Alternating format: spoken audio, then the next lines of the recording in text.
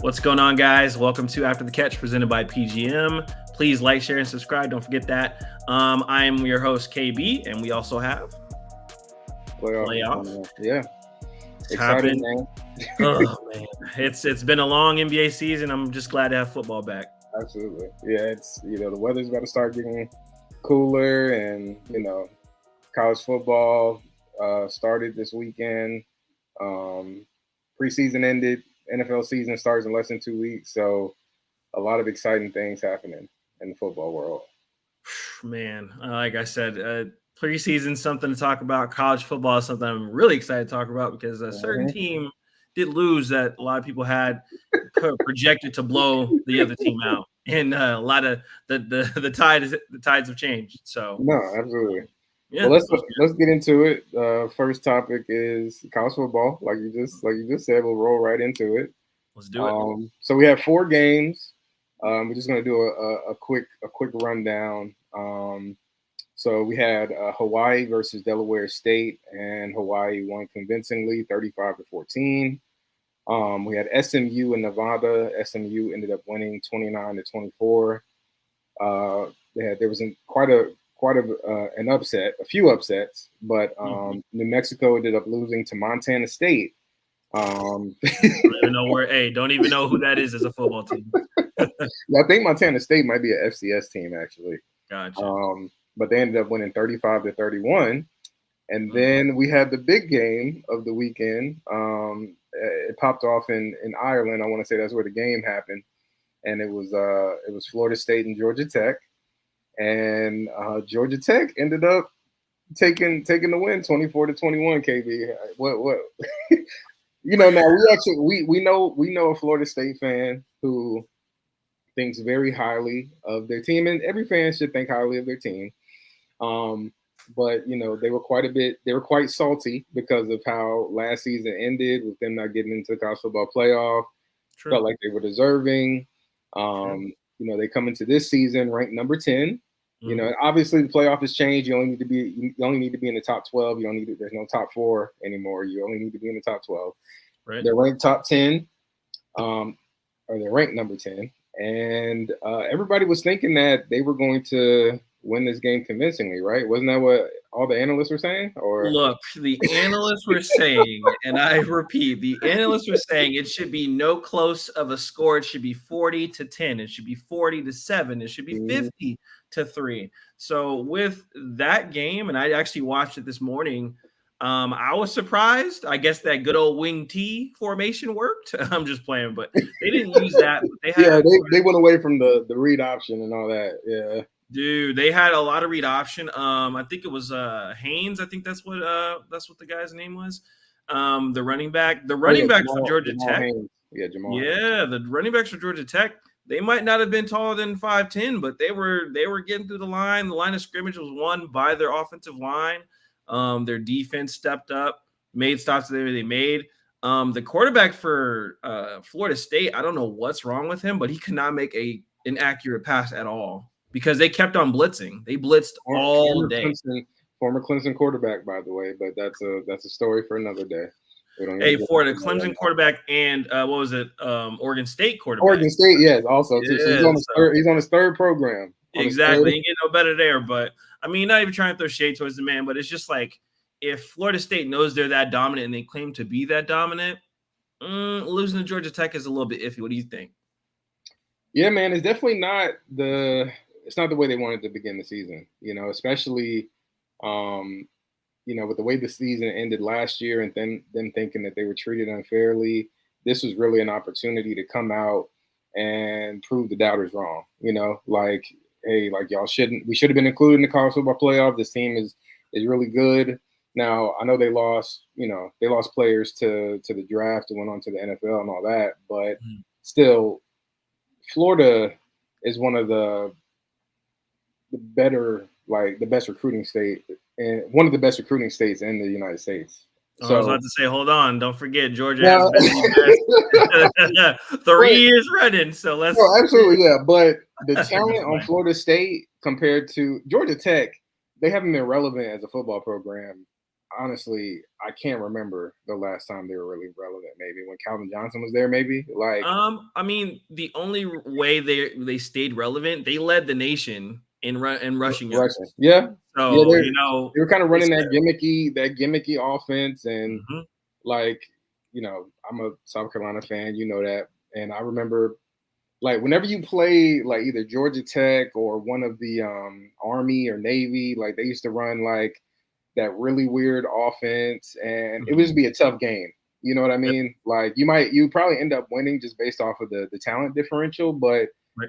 they just kind of play you tough, and they play weird offense. So like it was just a tough game, and so but from what I saw, I mean, and the quarterback was doing that a little bit, but Mhm. they were getting the ball down the field.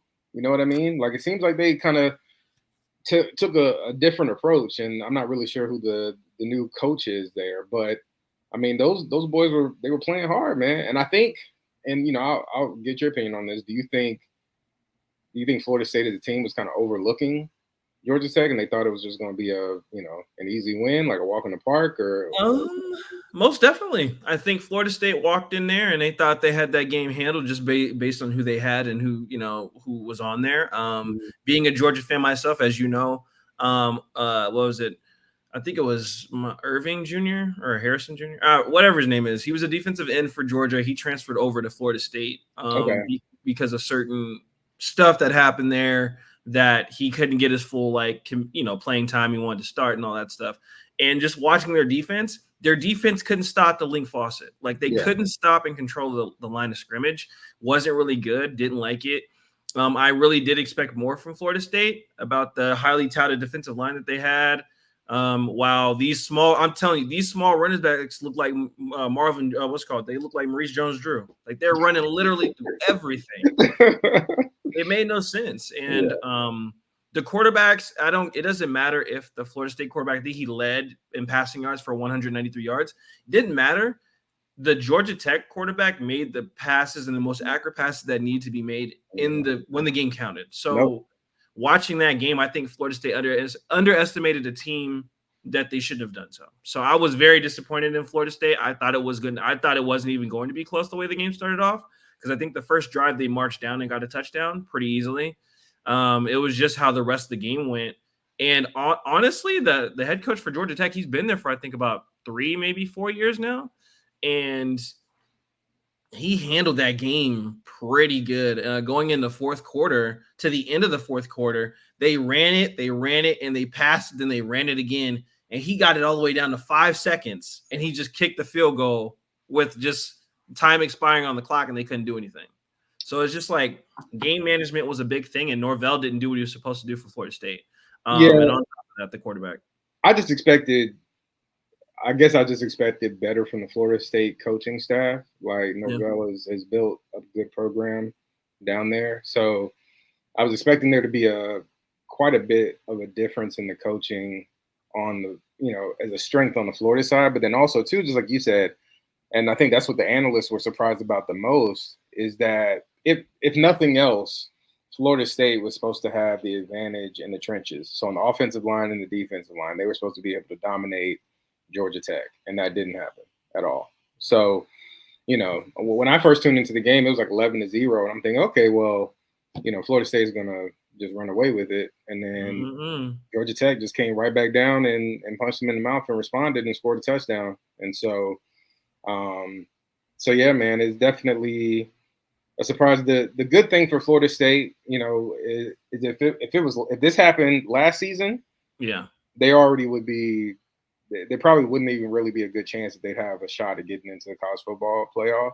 Mm-hmm. But with the changes, you can afford this kind of loss and maybe even one more loss depending upon their schedule and still because the ACC is pretty weak. Like I don't think anybody would argue that. So they should be able, as long as they can beat Clemson, they should be able to run the table as far as beating their ACC opponents. Mm-hmm. And I haven't taken a look at their schedule to see what other tough games they have this year, but But yeah, they're gonna have to be on point for the rest of the year for sure. Yeah, 1000%. I mean, for what they're gonna do, ACC they can afford to do more than 1 or 2 losses. Like I'm looking at my own conference, and we can't honestly. It just sucks because of just who certain teams are. Yeah. Alabama can't afford a loss.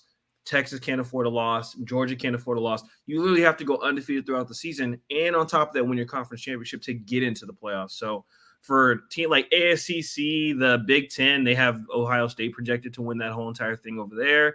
Same thing with Florida State to win ACC.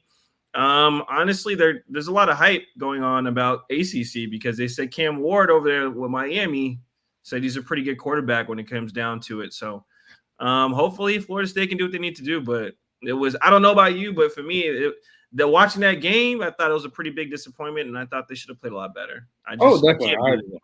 I agree with you, especially with the way the fans talk about that team, and also too, I figured the coach would have those boys based on how last season ended.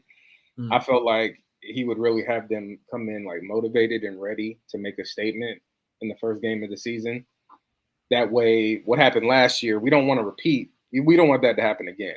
And the only way you can do that is by winning and beating your opponents considerably. So definitely a disappointing start, but they got time to right the ship. So it goes to show you, just transfers alone can't do anything. Coaching matters. Coaching matters. 100%. Okay. Lamar Jackson and then Josh Allen. Ooh.